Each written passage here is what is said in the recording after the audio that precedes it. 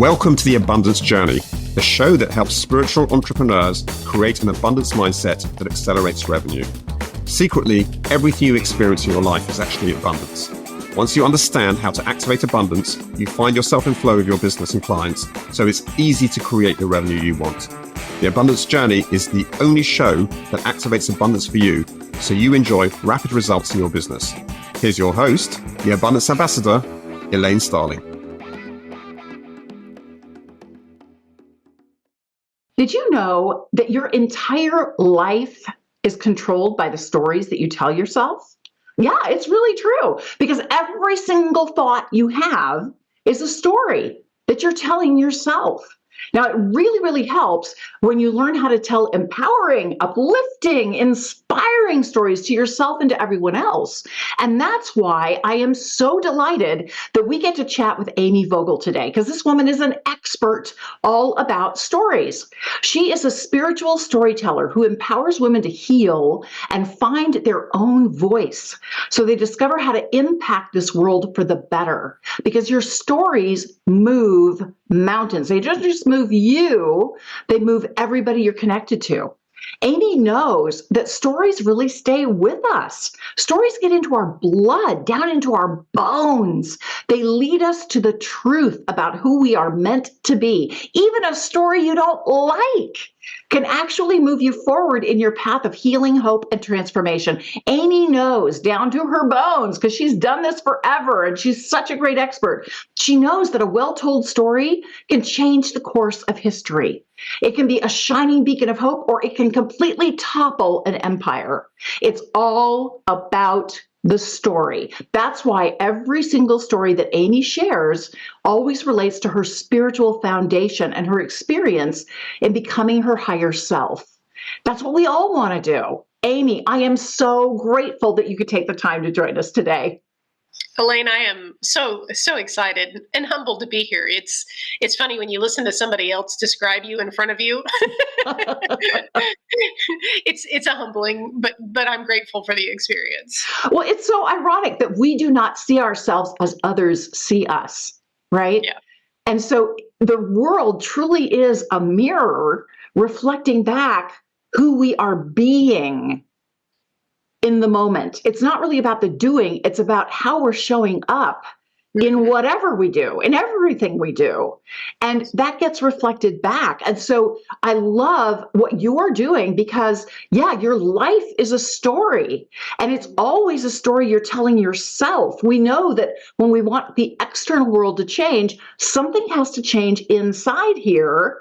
And that's the story before it changes out there. So yeah, you're like a godsend to have on the show today. I really, really appreciate it.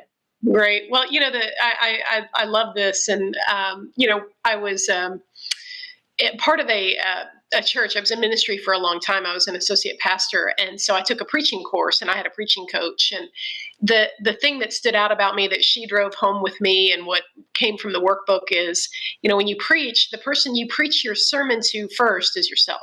Oh yeah.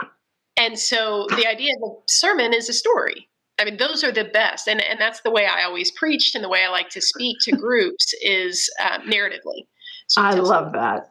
And so I'm always the first person I tell this to, and then it goes from there. And so I'm kind of the litmus test. Is this going to work? Is this not? And so, but there's also definitely a need for community to tell you whether or not you're on the right track. It's so funny that you say this, because I get downloads from the divine all the time.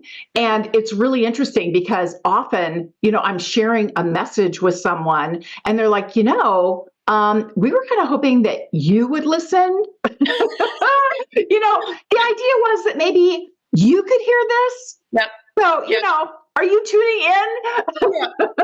in? Yeah, it's funny how that works. Well, before we go into this, because I am so eager to get started, but I know that we get so much more when we set an intention first. Yes. And the intention is what we want to create together and how we want to feel while we create it. Now, it's kind of like typing into a spiritual GPS, because from my perspective, we are in continual partnership with the God of your understanding. Now, I use the term divine because I want to include all spiritual entities. It's kind of my version of all y'all, the plural of y'all. And so whatever word works for you. But I have a very specific way that I do my intentions. I always start with in love and light, because to me, that's acknowledging that the God of your understanding is an active participant. It's like, hey, so glad you could join us. Then we state the intention, and that's where we're typing the direction of where we want to go into the GPS. And then I always say thank you. Very important to say thank you. And at the very end, I say, it is done. And that's a reminder to us that we don't have to keep typing. We got it. They're good. They get it. Now, one of the biggest opportunities that we have, the latest research shows that human beings have a shorter attention span than goldfish. Yeah, it's a little sad when you think a goldfish can have eye contact longer than you can. And as a consequence, we've got so much stuff bouncing around upstairs in our minds that we aren't focused on something for very long. And so it's much, much harder for the God of your understanding to lock in on that signal of what you want to create. So what we like to do here with the abundance journey is we state the intention, and then we hold it in silence for 78 seconds. Now, I used to tell everybody that can feel like an eternity. And I don't do that anymore, because whatever you believe is true, whatever you say is true for you. So now I'm saying, this is so easy peasy. It's really fun to hold this intention for 78 seconds. And there are a couple of tricks, things that I do that I find make it a lot easier. The first thing I do is I'll pick 2 or 3 words out of the intention that just feel expansive. They feel uplifting. And that's the vibe I really want to create. So I'll just repeat those 2 or 3 words over and over again in my mind as we're holding this intention. The second thing is pay attention to your body, because your body's like this great big antenna that's getting all kinds of information all the time. And we process it with things like tingles or feeling a little chilled or warmth spreading through our bodies. And that's just a sign that the divine is already starting to move the energy. That's what we're after with this intention. We want the energy to go over here. Thank you so much. Really appreciate your help. And so just tuning into your body and how you feel, that makes a big difference. And it's fun. Be playful with this. Just if it feels silly, great. You're on the right track. Yeah, absolutely. Yeah, I experience the divine as effervescent joy, just over the top, happy, delighted, excited. And we are so much slower, lower energy that they're constantly trying to get me to lighten up and play and have fun and be ridiculous. Come on, you can do this. Absolutely. That's the nature of the feminine. We want to play. We want a good time. Yeah. And it turns out, so does the divine. So does the God of your understanding. They want to play with you. And holding an intention is the perfect opportunity to play. And then just sit back and watch and see what happens through the course of the conversation. Because Amy and I did not script anything. We don't have this all structured and organized and planned out. We're just going with the flow. But because we set that intention, the conversation will manifest the outcome that we requested in the intention. And you'll see it come to life before your very eyes. And the reason why I do this in every single show is because I want you to do intentions at home on your own for your own life, because you can create what you want. And it starts with your intention. Yep. Cool or cool? I'm ready. Let's play. In love and light, we hold the intention that we notice the stories we tell ourselves. So we automatically rewrite our stories in the voice of the divine. Thank you, divine. Thank you, thank you, thank you. It is done.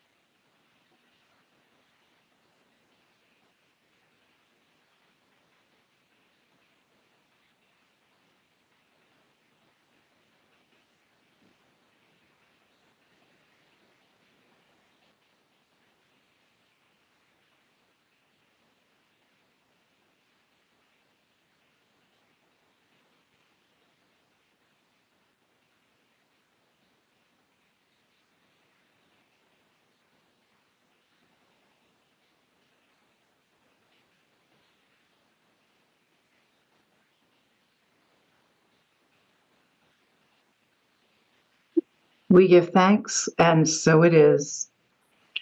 Wow. You're good at this. The most interesting part about this, as I've expanded my spiritual experience, is so many things weave together. Setting intention is prayer. Yeah, absolutely. Manifestation is prayer. You're connecting with the divine. You're connecting with the spirit, the source of love inside of you. And whether you call that Jesus, whether you call that God, whether you call that Shekinah, whatever name you give it, and mine kind of varies. It's all the same centering practice. And what you just did in your prompting to listen to a couple of words reminded me very much, because three of them stood out. Notice the voice of the divine. Yeah. So notice, voice, divine. Those were the three words that stood out to me. And it reminded me of my time leading a Christian practice called Lectio Divina. We read a scripture and you read it three different times and you listen for something in the scripture each of those three different times. And so it's funny how, everybody thinks, New Ageism and spiritualism and Christianity and, all these things, they're in separate boxes, but they're really not. They're all woven in together. They really are. They really are. We are truly spiritual beings having a physical experience. I mean, the way it was explained to me, and I know we met recently. You may not know my background. I was blessed on New Year's Day 2005 to have a stroke. And I always say blessed because during my stroke, I got to have a conversation with our higher power. And I got a complete download about how everything works, why we're alive, what we can do to live our best life, and what happens next after this life. And I always tell people, don't worry about that part. It's a graduation. It's not an ending. But the way it was explained to me is everything is already love. The God of your understanding is pure love, and everything is made up of love. So how do you expand love if everything is already love? Right. You create human beings who get to experience contrast, the difference between what is wanted and what is not wanted. And that contrast gives us the opportunity to step back in fear or to step forward in love. And every time we choose to step forward in love, we expand the divine. We are on the cutting edge of God. This is how God becomes more, is through us and through our willingness to be love in the moment. Absolutely. Absolutely. I learned this lesson a couple of years ago. I really started to, well, it was longer than that, but because everything on your journey is forming you for the next season of your journey. You just don't know it at the time. Right. And, I just started diving into this idea of beyond the structure and system of a patriarchal God, where there's only Father, there's only Son, but then there's this Holy Spirit. So what is this Holy Spirit? Well, I came to the conclusion not long after writing my first book about a relationship with the Holy Spirit that the Holy Spirit was the divine feminine. And so this idea seeded a lot of different posts and projects, and ultimately 2 books and more that are happening, 2 books that are released. It's wild to me about how we can get so far. In the Christian tradition, what we call sin is actually the word harmatia, and it means to miss the mark. And so we can get so off the point, so off missing the mark. And for me, reclaiming the fact, and I found abundant evidence for this, reclaiming that there has always been the dual natures of not really gendering God, but the idea where we can relate as male and female, and just that idea that all that we are is contained in that imago Dei, that image of God. And I love that. And what I'm hearing, and I do have questions to ask you, but I'm having so much fun with this conversation. Part of what I love about what you're saying is we live in a world of duality. That's how we experience life. It's hot or it's cold. It's yes or it's no. It's dark or it's light. And because we are so oriented to the contrast, it's really interesting. In the book Power versus Force, the author, David Hawkins, he talks about when you commit to coming from love which is a level of 500 vibration or higher, you commit to come from love, the opposite immediately shows up. Because we live in a world of duality. And the only thing that's happening is you're being asked to recommit to love again and again and again. Yeah, absolutely. Absolutely. And I've experienced that in my own life. That's something that in the faith tradition I grew up in, experience was part of the fourfold quadrant, that it wasn't just, leave your brain at the door. It was Right. your intellect and your experience are important ways of experiencing the divine in your life. And so I've intellectually had that awareness. I've emotionally had that awareness. I've experienced in wisdom from my past and my present. And, the community that I'm involved in very much is about a higher power who loves you and wants the best for you. And to coming back to something that simple, that is also a both and not an either or, that you either are loved because you're doing it right, or you're not loved because you're doing it wrong. That's all out the window for me now. Yeah, I'm so glad to hear that. And honestly, Amy, I am thrilled to pieces that we get to chat with you about stories and the power that they have in our lives, because they really do dominate how we experience our world. Now, what got you so committed to helping people understand and transform their stories? Yeah, well, the funny thing is like you said, our lives are based on stories. Religion is based on stories. The way that our lives are governed is based on a particular story that we believe, an origin story, a myth. A belief is a story. You believe something about yourself. You believe something about somebody else. That's a story that you've either been told and integrated, or came up with on your own and decided to run with it. So for me, I think now looking back, and I just turned 49, and that's the age of reflection for women, right? You have enough life where you can look back and say, okay, this is what I've learned, but I've still got, maybe half my life to go. So what am I going to do with what I've learned? I think I've always been a storyteller. I've always been my mom, if she listens to this, she's going to be so proud, loquacious. I've always been very loquacious. I've always talked a lot. I used to get in trouble in elementary school, and I was always telling stories. I was always telling stories about other people or writing things. I had imaginary friends as kids. I never knew that was storytelling. That was the creative force inside of me coming out.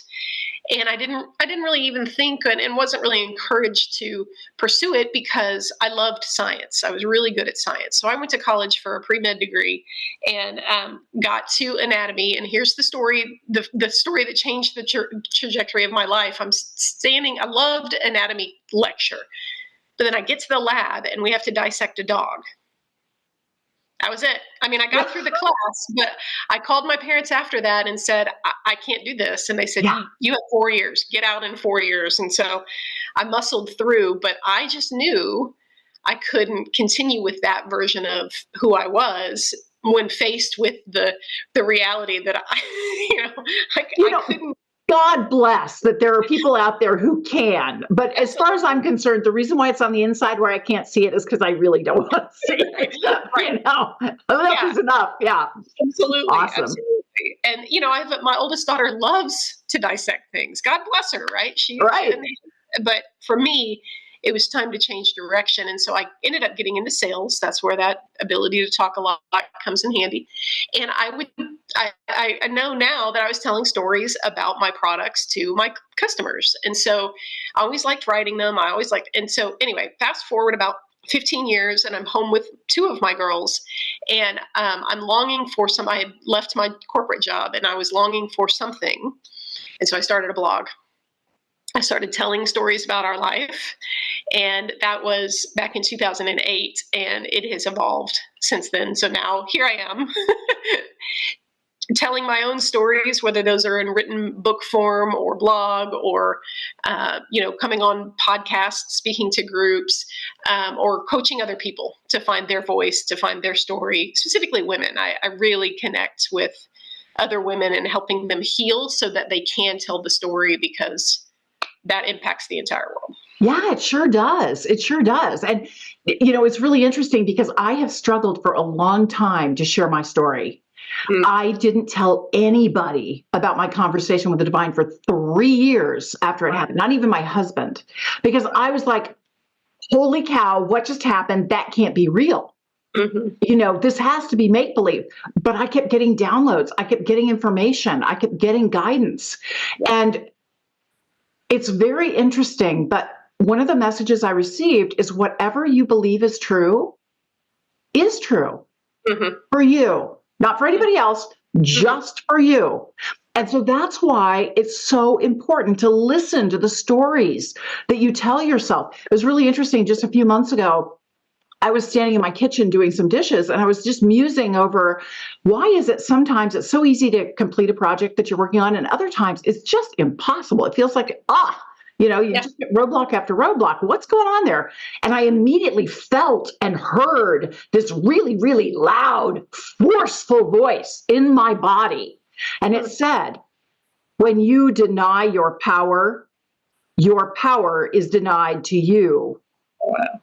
When you acknowledge your power is shown to you. You are more powerful than you can imagine.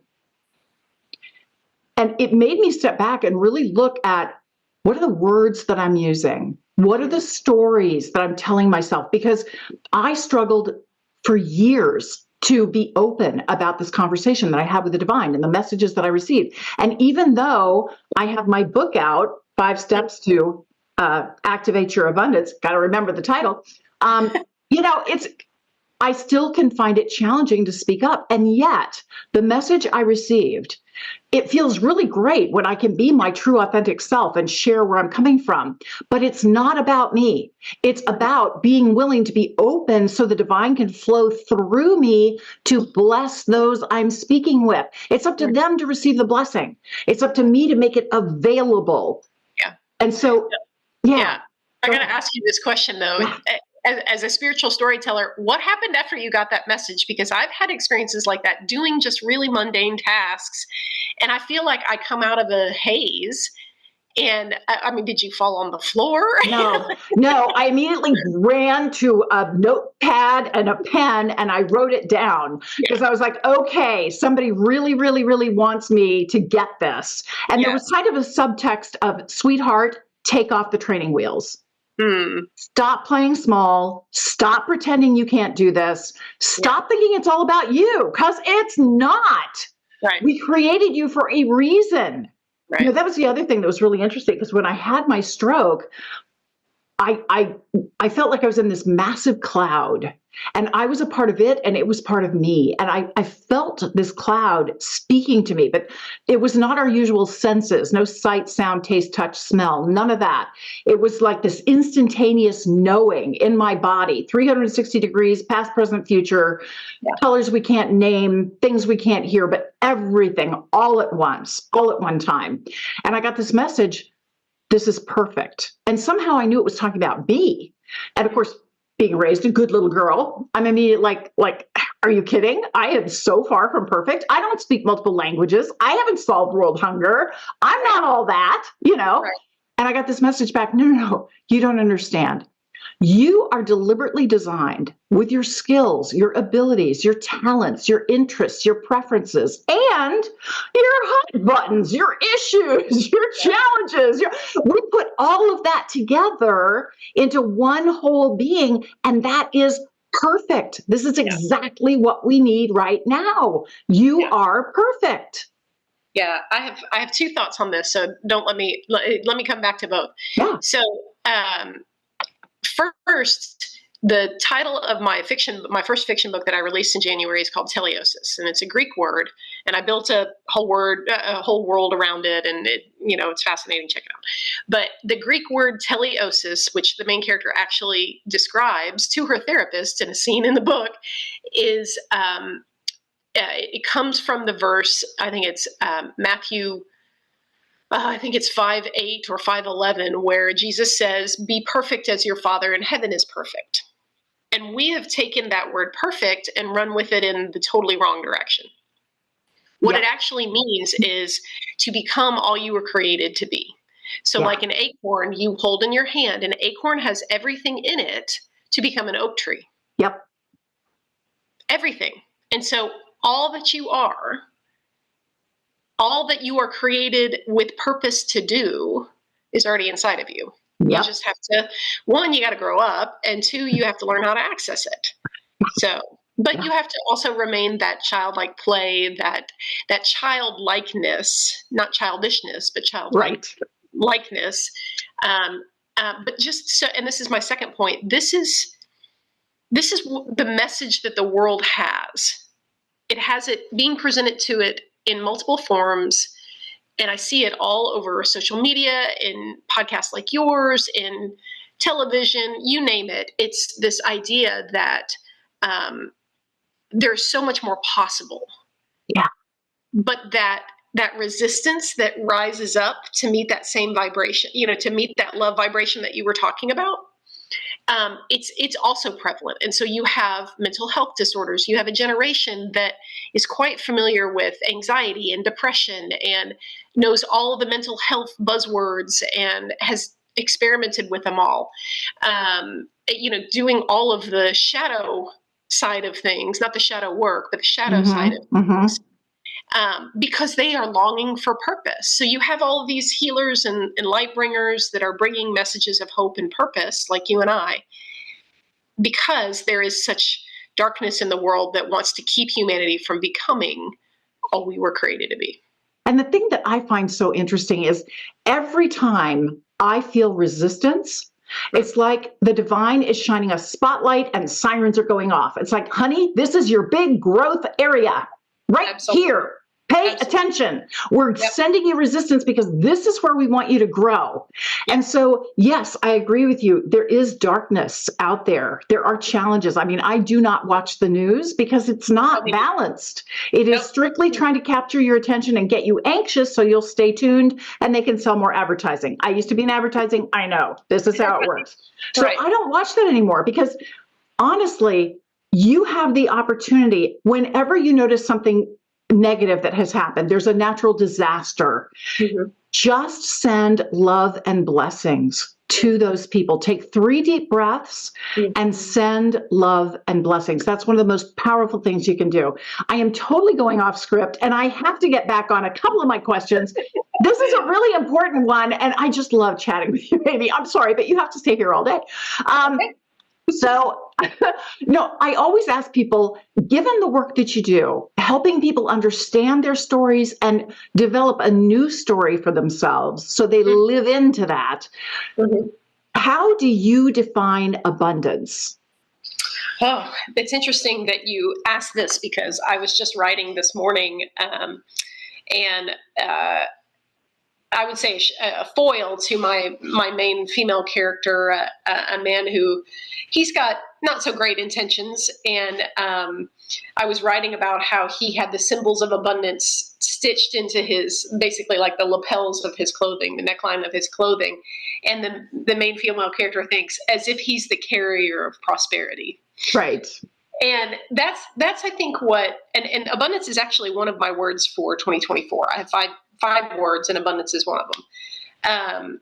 Abundance to me, and this started back in 2020 when I really started delving into this word and what it means, is yes, financial prosperity. It's yes, emotional health. Yes, it's mental health. Yes, it's physical health. Yes, it's your family and loved ones being in a good place. But it's more than that. It's so much more than the tangible things. So much more than everything being good and calm and serene in your life. Abundance to me is knowing yourself and being able to connect with others in a way that that heals, and I do believe that the divine loves that. Oh, the divine gosh, yes. When you're part of a connection that brings somebody up rather than bring somebody down. And so there is reward, there is blessing, there is your needs are going to be taken care of abundantly more than you can ask, think, or imagine. Yes. And so abundance to me is, yes, you've got everything you need, you probably have more than you need. I specifically use the word need versus want, because want is a whole other podcast. So you have more than you need in order to help other people. That's the point of having abundance, is that you give it away. And so it's like this cycle, like you seek to do good in this world and to be your highest self. And that's a journey. And you seek to help others to do that. And it's like the divine says, yeah, okay, here you go. Here it is in a little bit at first, then it grows and then it gets bigger and then it gets bigger and it's not so much about a bigger platform or, more money or anything like that. But I think in its essence, it's a life that is right sized and doing the most good. Yeah. Yeah, I love that. I love your definition, because I think it's so important that people understand who they choose to be in the moment. It's not really about the doing, it's about the being. Yeah. And it was really interesting. I got a definition of the difference between my human self and my higher self recently that I found really helpful, really insightful. My human self is ego-based. Yeah. So it experiences something and immediately snaps into judgment. Yep. And has an emotional reaction. It's not like thought out. It's just a boom.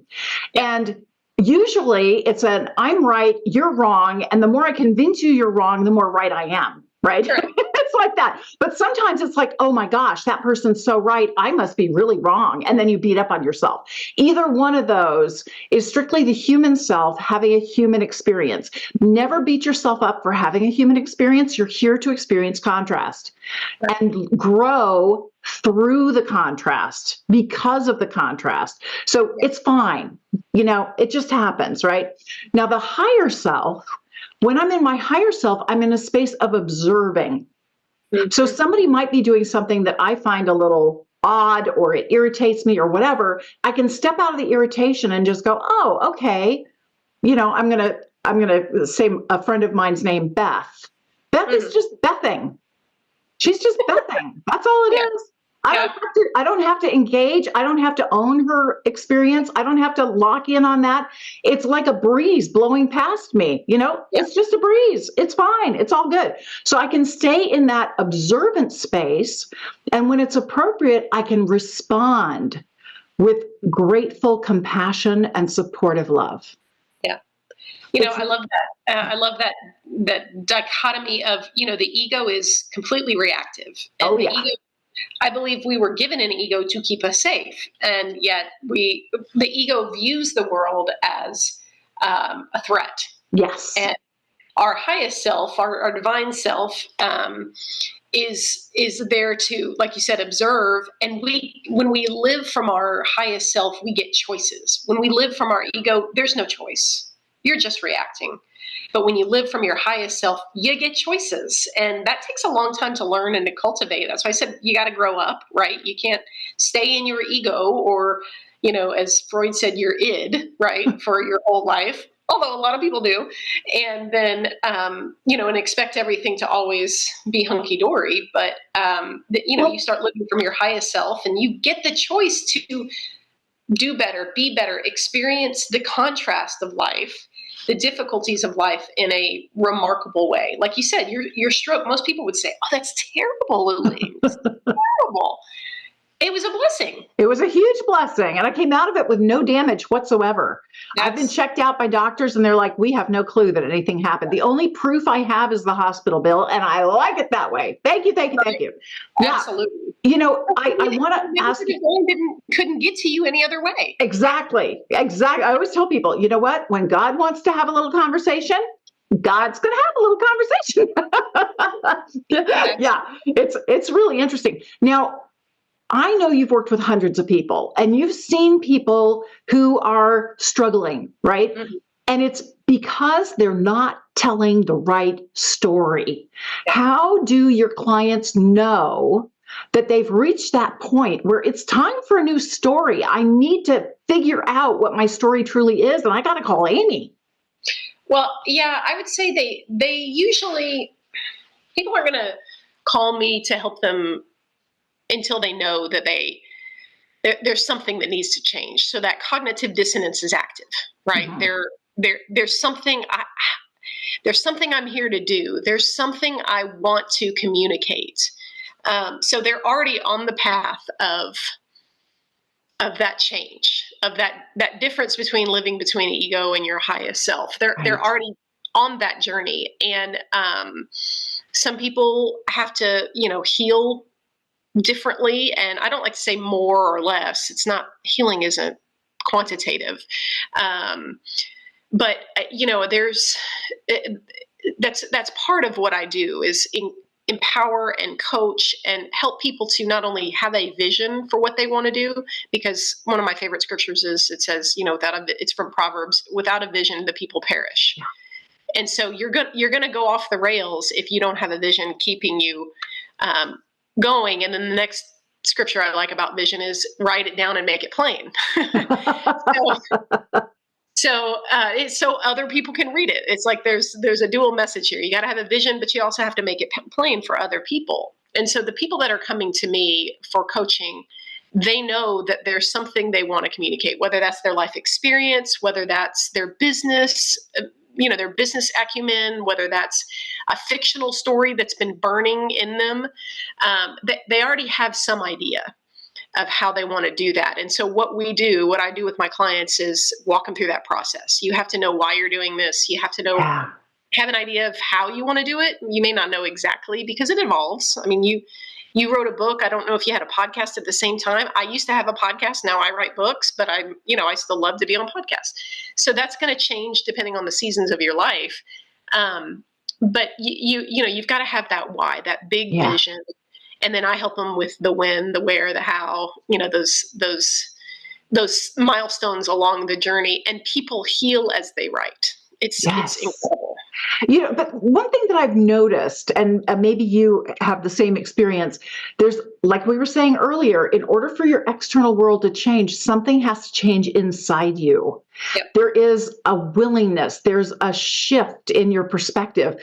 What have you noticed? I mean, it may even be your own personal journey, or it can be something you've noticed with your clients, but what has to shift internally before we get that transformation?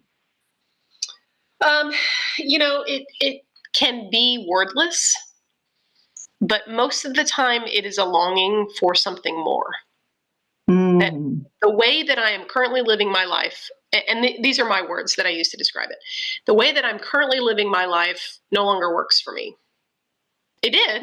It got me here. But how I want to live going forward I can't be doing the insanity of doing the same things over and over again and expecting different results. So most people, whether they can articulate it or not, they long for purpose. They long for more. They long to have, I won't say a bigger life, but a fuller life. In fact, that's one of my other words for this year. It's the Greek word pleroma, and it means fullness of abundance, specifically, fullness of time. We were created to inhabit this world in a fulfilling way. And, I truly believe that when somebody comes to me for help, whether they start off with, I want to write a book to enhance my business. Okay, yeah, well, you're about to go on a journey that's going to actually stir things up in you that you're going to have to work on. So just get ready, strap in for the ride. And it is a ride. It's a wild ride. And, that's why I always tell my clients, don't beat up on yourself. No. When you notice that you're reacting again in a human way. That's beautiful. This is how we learn. Failure is not a negative. Failure is failing forward. Yeah. And we are human. We are both human, and we are both our higher selves. And so the other thing I will tell people that I'll say that I've repeated many times is what you want to write about is already inside of you. Oh, yeah. The content is already created. It may be in a raw ball of clay that you have to shape. And I somewhat teach you how to do that and coach you how to do that into something that's beautiful, right? Into a beautiful work of art, but it's all already there. That's awesome. That is so awesome. Yeah. So the pottery process actually works really well for writing a book. You start off with clay, and then you go into rewrites and edits, and you smash it down and rebuild it. Over and over and over again. It's amazing how that works. Yeah. But, Amy, for those of us who are just getting started, I know that it would be so nice if you had a magic wand and you could just go boop, and hey, everything's, suddenly we're at the after instead of the before. It doesn't happen that way. It's usually there are some baby steps. What's one or two little things that we can start doing right now to get a handle on our story? Yeah, that's a great question. And it's really easy. But it's probably the hardest thing to do. Whether you want to write a book, you want to start a podcast, whether you just, want to start a blog, whether you just want to write a letter to yourself, to your children, to, work through something, whatever, the very first thing you have to do is start. You have to start writing. And I would say for those just starting out, I wouldn't necessarily begin typing. I would actually get a blank piece of paper and a notebook and a pen and start writing. Because there's something that happens when you engage your mind and your body and your soul in the process of writing that doesn't always necessarily, until you get a little more experience with it, translate to typing it out on Word or Google or, anything like that. So even if you're just writing ideas or words, just take a pen and start writing it out, old school. I love that. I love that. One of the exercises I like to do, I'll ask, what does the divine want me to know right now? I'll just ask that question and start writing. And often it doesn't seem to make sense at all, or it seems really random. But I just let the pen go until it feels like it's done. And then I'll go back and I'll read it out loud. And it's like, oh my gosh. Yeah. You get the most profound stuff, and you didn't realize that it was flowing through you. I honestly don't feel like it's that much us that are doing the writing. And often we put a lot of burden on ourselves. We go, oh, but we've got to get it perfect and it's all on me. And no, you're in partnership with the divine. You're supposed to open yourself up to let the divine flow through you onto the page. Absolutely. And that applies in almost every faith tradition I've ever heard of. Journaling for me is almost a daily activity, and not for work purposes necessarily, but it influences and inspires what I do for work too. Yeah, you get to learn who you are by journaling what you're going through, including the emotions that you're feeling and the challenges you might be experiencing and the celebrations.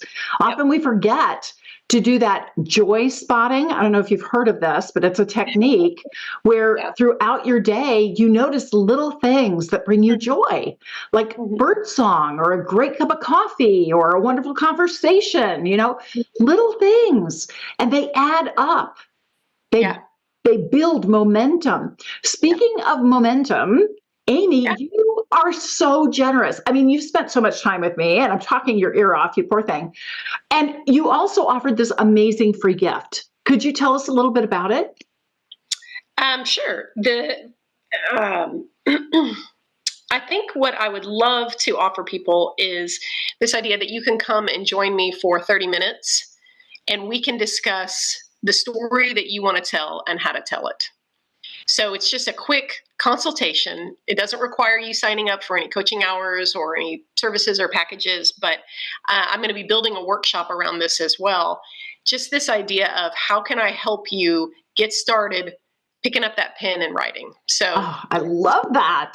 I love that. Well, we always turn the table on our guests here at the Abundance Journey because we know that when we give is when we truly receive the most. So what can we do to support you?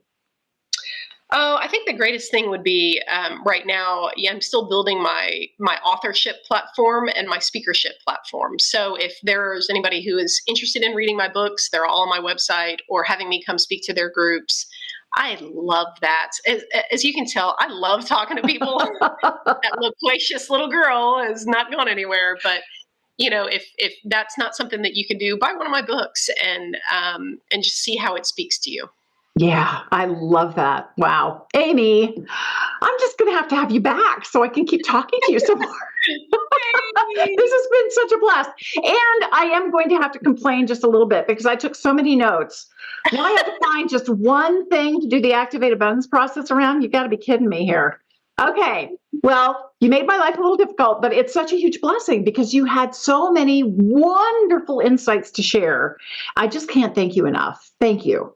Yes, I really, I love opportunities like this. So thank you. It's a blast, isn't it? All right, everybody, stick around because we're going to activate abundance in just a minute.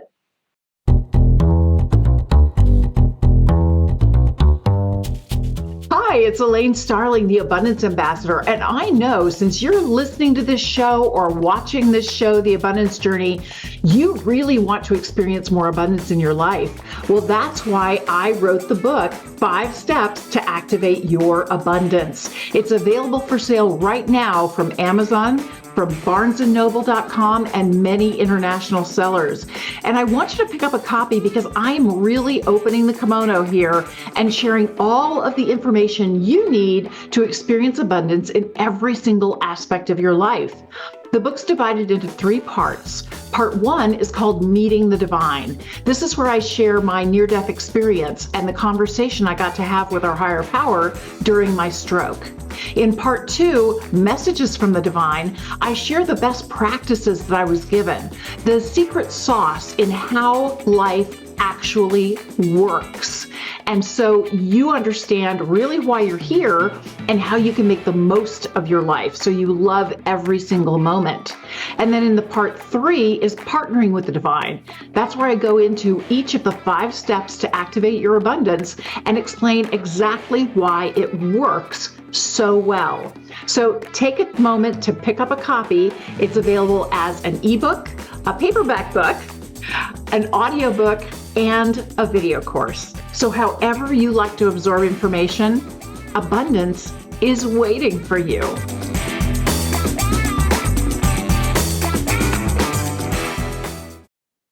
I adore Amy. I'm sorry. This chick is awesome. I feel like I'm part of her fan club or something now because she's just so freaking brilliant.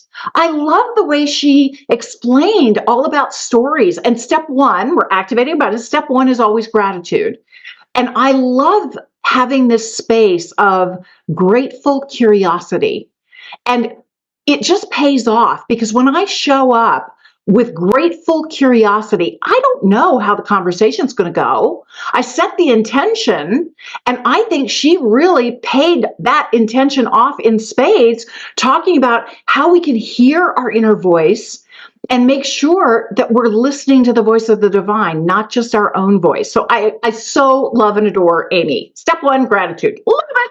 Step 2, acknowledge something you heard that was an aha for you. And I had to go through my notes several times, but the one that I decided to focus on, and there were so many I could have chosen, I loved when Amy was talking about teleosis, the Greek word that is about being perfect, but in reality, it's about becoming all you are created to be, becoming all that is inside of you, becoming the fullness of the divinity that you are. You are a little chunk of the divine. And it makes a massive difference that you're willing to show up as your full self. It really does. Step 3, appreciate the difference it can make in your life. Well, the divine keeps sending me messages that I have to show up as my full self, that I have to be willing to get out of the way and share the messages that I receive from the divine. There's just no way around it. And when I'm willing to show up as my true, authentic self, all my quirks, all my usual personality stuff, and yet my whole focus of my beingness is being. I am grateful. I am grateful is what guides everything I do, because I know that gratitude creates everything else I want in my life. When I'm grateful, I can feel loved. When I'm grateful, I can make connections. When I'm grateful, I can experience abundance. But it always starts with gratitude, always. And so I just got this reminder again that if I'm going to become all that I was created to be, if I'm truly going to come from my higher self, that I'm going to stay in gratitude and get out of my own way to make sure that I'm sharing the blessings that I was given, because it's not about me. It's about you and me giving you the opportunity to get the blessings you deserve. Thank you, Amy. I really needed that message again. Step 4 is where we activate abundance. We got 3 different ways to do that. You can grab a calendar and schedule time. I love to schedule time for my journaling because it's a really useful way to capture ideas and insights from the divine. The second thing is create a physical trigger where you cross your fingers or maybe tug on your earlobe as a physical reminder. This is what I want to do. I want to show up as gratitude. I want to show up as my full higher self. And that means I just share who I am. The people who are receptive to it will be interested and curious and want more. The people who are not, they're just not at that space yet, that level of expansion yet, that's fine. It might get them to be curious about somebody else who can help them expand to the point where they can hear this message from me or from someone else. Everybody is in the perfect space for themselves right now, no matter where they are. It's all perfect. The third way that I can activate abundance is I can make a declaration to someone else. Like I have an accountability buddy who calls me on my stuff if I'm not really showing up as my higher self. And I am making the commitment. I'm doing all 3 of those ways to activate abundance around this idea of truly allowing yourself to become the fullness of who you really are inside. Become that divine being that you are meant to be. Doesn't mean you won't stub your toe from time to time. Of course you will. You're a human being. You're supposed to experience contrast so you can grow through it. So don't resent the contrast. It's there as guidance. It's like that spiritual spotlight going, yoo-hoo, this is what you need to work on right now. All right, step 5, celebrate your progress. It's awesome when you get to have incredible conversations with people like Amy because she gets it. The story that you tell yourself, are you making it all about you and that the burden's on you? Or are you making it about your relationship with the divine? That you are creating the space, holding the space for the divine to do their thing. Yeah, they work through you to bless everyone around you. How cool is that? And because you're willing to be open and be that conduit for divine love, you get to experience it at the same time. And every time you show up beaming love to other people, there's a disaster and you beam love to anyone who's involved or impacted by that disaster. You just beam love all the time. It comes back to you in ways you could never anticipate.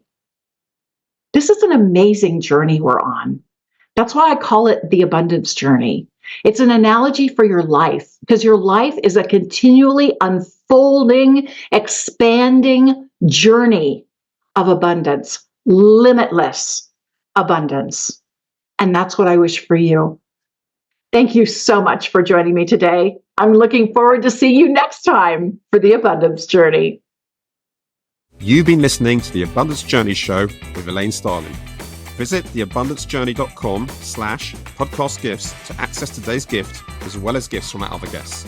Tune in every week to activate abundance in your life and business. If something resonated with you, please share it with your friends so they can benefit too. Keep activating abundance, and we'll see you in the next episode.